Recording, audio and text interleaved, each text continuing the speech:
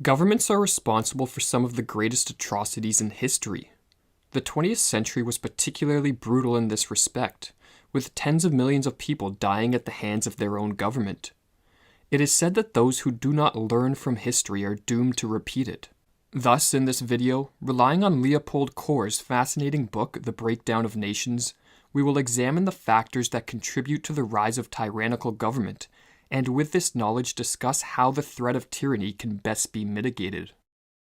To account for the rise of oppressive government, many explanations have been put forth. However, there are two theories which have been especially prominent. These are the ideological and personal theories. The ideological theory proposes that oppressive government is primarily the result of bad ideas infiltrating a society, while the personal theory places blame at the feet of morally corrupt or even malevolent leaders who deceive their way into power and then wreak havoc on the nations which they rule. There is some truth to both theories, as leaders such as Stalin, Hitler, and Mao, to name but a few of the morally corrupt politicians of the 20th century, were responsible for much suffering. It is also obvious that when entire nations fall victim to corrupt ideologies, be it Nazism or Stalin's communism, that the proliferation of these beliefs also assists in the growth of tyranny. Leopold Kohr, however, suggests that there is another factor more fundamental to the rise of tyranny than either ideology or the ruler in power. This factor is the size of the social unit, or in other words, the population of a society ruled under a single governing entity. That there are issues with large social units has long been recognized. Aristotle cautioned that, to the size of states there is a limit, while also stating that, for law is order and good law is good order, but a very great multitude cannot be orderly. While Aristotle recognized that limitations exist on the size at which societies can properly function, in The Breakdown of Nations, Kohr makes the related assertion that the larger the population of a society, the more prone it is to tyrannical rule, and the more brutal the tyranny will be. As the population of a society grows, the potential power of its government grows with it. For like a parasite whose growth is checked by the size of the host, the growth of state power is checked by the number of subjects under its control. As populations expand, more economic resources are placed at the disposal of those in charge. More bodies can be used as cannon fodder to fight their battles, while an ever greater disconnect emerges between the citizens and government officials. Furthermore, in the attempt to cope with the immense complexities of a populous society, those in government always see the solution as more government control, thus further increasing their power. If this growth in government power is unchecked, a dangerous tipping point is reached whereby those in charge come to believe they are so powerful that their actions are immune from any form of retaliation. This is the point of no return, or what Kohr calls the critical magnitude of abuse, as this amount of power corrupts even the most virtuous among us.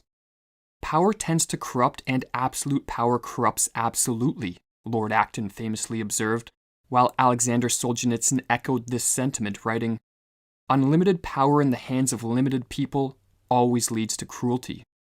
The combination of the corrupting influence of power and the immense social complexities of a large society makes tyranny inevitable when this power is placed in the hands of fallible beings who try and control multitudes of people. If this hypothesis of Kohr's is true, that excessive size of the social unit is the primary cause of tyranny due to the growth in government power that it breeds, then it follows that the best way to counteract tyranny is through decentralization. Shrinking the size of the social units, which in the modern world would entail the breakdown of the massive nation-states, would greatly limit the potential power of any one government.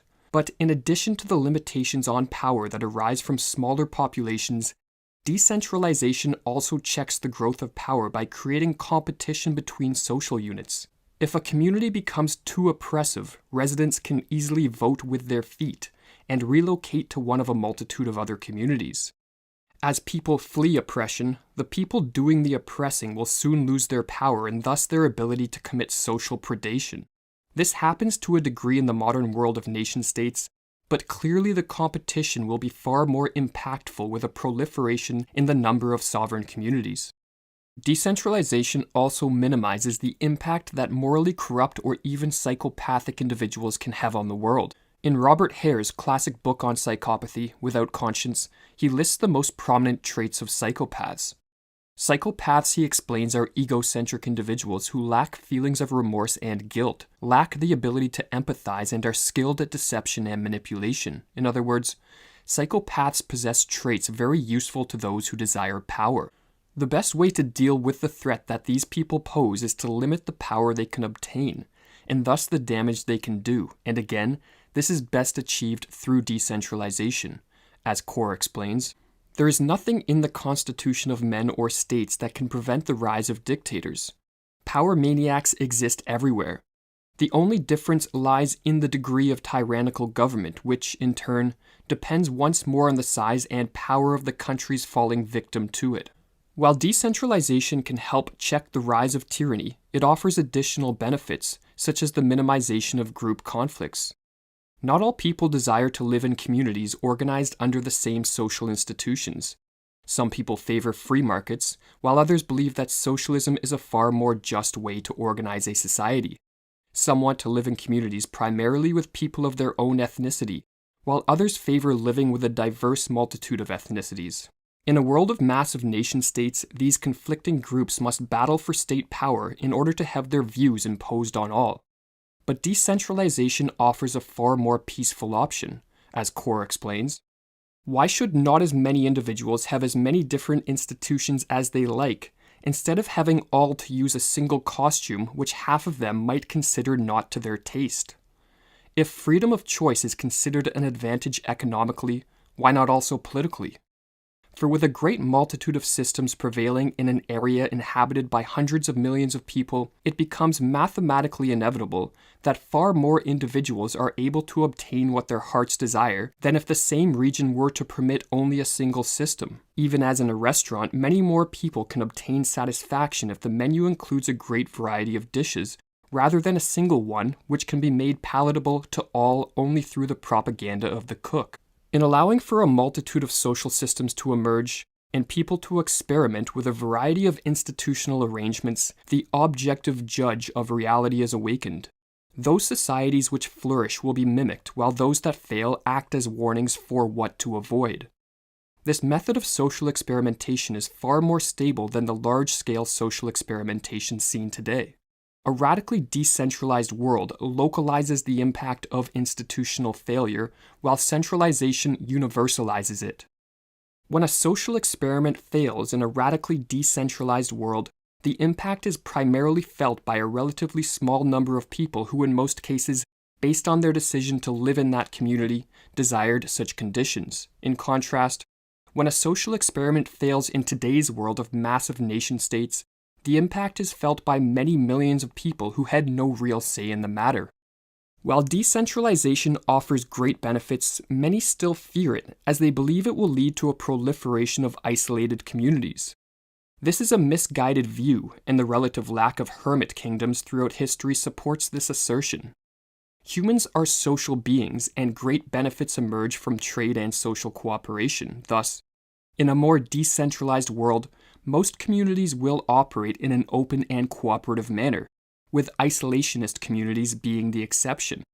Decentralization, it must be stressed, does not necessarily mean an increase in barriers preventing the movement of goods and people. Rather, it means more boundaries, and as Core explains, boundaries help maintain order and promote human flourishing.